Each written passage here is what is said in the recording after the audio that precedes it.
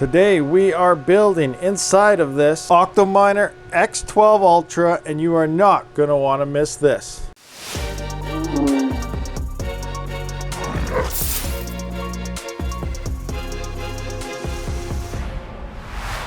First looks of this thing is very impressive. Look how shiny that is. It's almost like ice. That is very clean looking.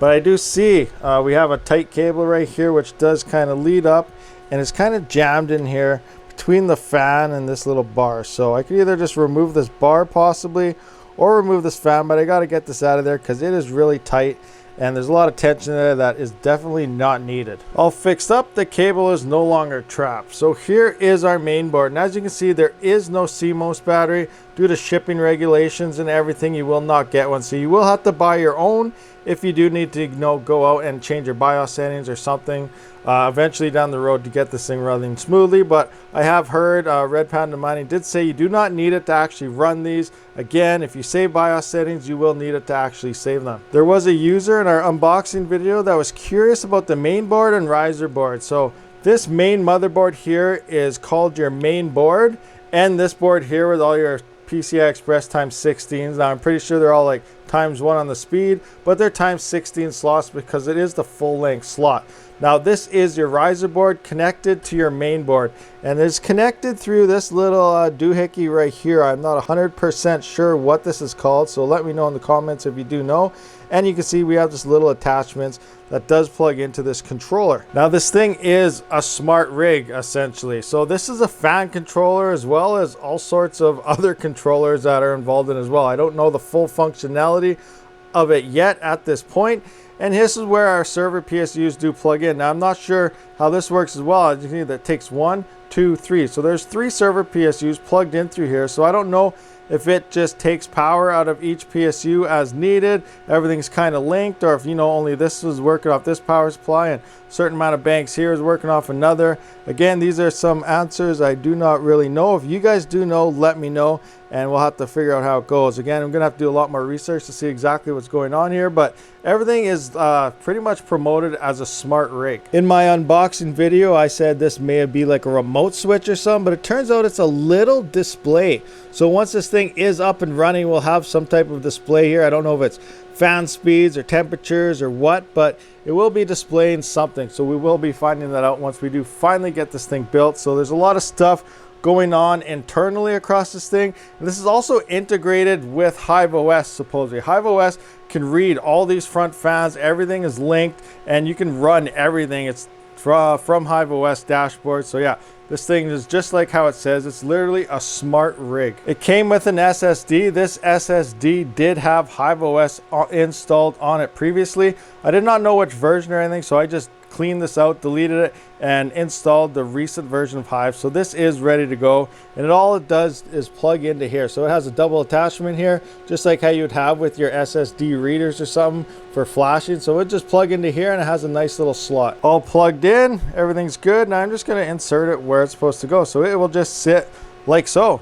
Really easy. That pretty simple actually. On the back side, it does come with this 3-way splitter. It is a C13 3-way to a single C20 plug. We kind of went through it. The male ends on these plugs is a C20, and this will plug into your C19, which is on most PSUs rated 1500 watts or higher. Power everything, it is 3 1200 watt server PSUs. They're supposedly hot swappable, and what that means is while this thing is running, say a PSU goes down, you can just lift this tab up, pull it out. Obviously you're gonna wanna unplug it first, pull it out, swap out a PSU, slide a new one right back in there, and you're good to go. Which also makes me believe that potentially, because it is hot swappable, is that this will distribute power between all the boards depending how much power is needed at the time, and kind of control the equal voltage between all the power supplies throughout your complete rigs and all the GPUs on there. And this does support up to 12 GPUs. This does have 5 240 CFM 59 decibel 3200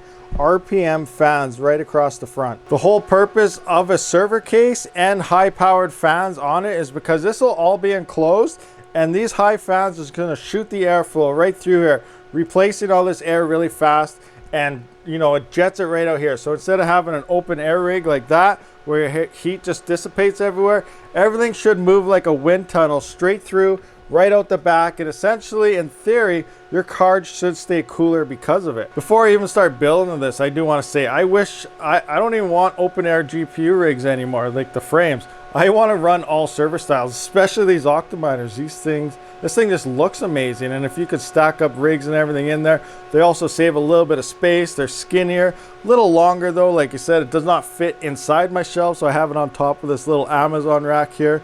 But they're just a nice, sleek looking thing, and they're just amazing. And they're supposed to keep your GPUs cooler, so this may help with those hot GDDR6X memories that a lot of people are swapping thermal pads around on. But until we actually get this thing up and running and built in, mining away, we will not know how well it actually does perform. In theory, and the way it looks and the way it designs, I totally want everything to be ran on one of these. But in the end, when we actually are running it, we will see if it will be actually worth it or not. Initial concerns about this is the cables that are provided. So these are only 18 AWG cables, so 18 gauge, and they're all only 6 pins. There aren't that many 6 pins to use, so depending on your GPUs, you're going to be needing to run splitters and whatnot. On their website, which I can't relay any info from because it's currently down, it's being updated. Something new from Octominer is ready to drop in November. Just not sure what it is yet. It did say though that this can be ran with 3090s at 320 watts. We did some power testing on Ravencoin. We are over 320 watts, and we're about 1 or 2 watts over that limit when mining Ethereum, based on some nice decent settings as well. So the 18 AWG just isn't going to cut it. So for the 3060s, 3060 Ti's, 3070s, these should be okay, just fine. But when it actually comes down to the 3090, I think I'm going to be using a parallel miner PCI Express cable. They are 14, some of them 16 gauge, so 14 or 16, but still better than this 18 gauge skinny stuff. Just to answer a few comments as well, I'm not sure the capacitors on here off the top of my head, but some users were commenting saying these are really high efficient capacitors that do run through this riser board, and you should be saving money based on electricity alone because it won't be using as much power not having to be on riser. So that's another expense not needed as well when it comes to this board. When I initially did open this and I moved it around, I heard some rattling and whatnot, and I found a screw. I put that screw back in, but it was missing a screw right here, and this one right here was ready to fall out as well. So I did go down, I tightened everything up right across it, so all my screws and everything are nice and tight. So I guess it's time to kind of get our PCI Express cables through this little tray here. Attempt to plug them in. It looks like it would be kind of difficult here, but we'll try to get those plugged in. I also see that down here, the SSD drive, it has a slot for 2 more. And you can just take this little railing out, or a little slider, so this can come out as well, and you could fit up to 3 SSD drives. So, you know, ultimately, I guess if you had like simple mining, Windows, everything all in different drives, you could just keep unplugging this, swapping it in. You could probably swap your operating system around that fast. So that's one thing to do. This can make like a wicked type of test bench, but ultimately we're not going to be using this for a test bench. This is going to be one dedicated miner, HiveOS only, and you know, whatever happens when we do finally fill this thing up with GPUs. Looking at this slot here, I may have some issues getting a GPU into here. I recently just watched Panda's video, and he took this USB plug right out, and it seemed to work just fine without it. But I'm also wondering, there's quite a bit of slack on this cable here, so I might be able to just either take this off and, you know, rewire it, put another clamp down here, or possibly pull some more wire through. And then I could spread these out and have a bit more room. So we'll see what happens when I actually get to that part, or if I even need that part, because I am going to be 1 or 2 slots short of filling this thing completely up. So I may not even have to run into this type of issue for this build specifically. There is a little power switch right here, which looks like it'd be very hard to get at. Once you do have this thing full of GPUs, Panda did have to hit that to get these 2 to actually work up here. But then Helium Mining did, thankfully to him, dropped a comment on that video, and he said that actually these buttons will turn on your motherboard. I don't know the order they're in. I'm assuming the top one is power, but there's supposed to be a power, clear, CMOS, which is your battery, as well as reset buttons. So we'll see what happens when we get this thing turned on. We'll go through the buttons, and hopefully we can just have to turn it on that way here. I don't know if it retains its power state or not, because I did click it once. So if it turns on, then I guess it does retain it. That is pretty much all I know about this thing at the moment until we actually do get GPUs into this. I don't know if my AMD cards are going to work. There's probably a BIOS update too with some other rumors, but yeah. Okay, now that is pretty much everything I know about this. Time to get some GPUs in here. Time to get some other cabling for that 3090. And yeah, let's get this thing up and running. Rigs are shut down. I also got the Dyson back here because as I pull them out, I may as well suck the dirt and everything out that I can. That way, you know, they're a little bit cleaner and that'll receive a little less maintenance for the future. So I'm going to clean out my GPUs as I do this, just in case they do got a lot of dust. Now I managed to get all the PCI Express cables in. I traced this one out. Hopefully this is still the right one here, but I left one out and I swapped it out for this parallel miner one. This is what we'll be using on our 3090. I almost said 3080. So I'm going to be using this parallel miner. It's 16 gauge instead of the 18 gauge of theirs, and it goes to the splitter because that 3090 does use two 8-pins into their 20-pin Ordelio secret plug that Nvidia does use on their reference models or their Founders Edition. So this is what we will be using on that 3090. The rest should be fine for the 3060 Ti's, 3070, and our 580s. Hopefully, I do not need a BIOS mod, but we'll see what happens once I get those two 4GB cards in this as well. As mentioned earlier, I did get that one card in. Everything's looking good there. So I pulled a little bit of wire here. We still got a bunch of slack on the other side. So I kind of spread it around, and we do have room in here, so I'm hoping everything does fit. Hopefully this stuff doesn't get in the way here, but it is just a little RX 580, so we'll see what happens. Things seem to be coming along really nice here. All that is left now is the beast, and here is that 3090. Like, look at this monster. That's insane.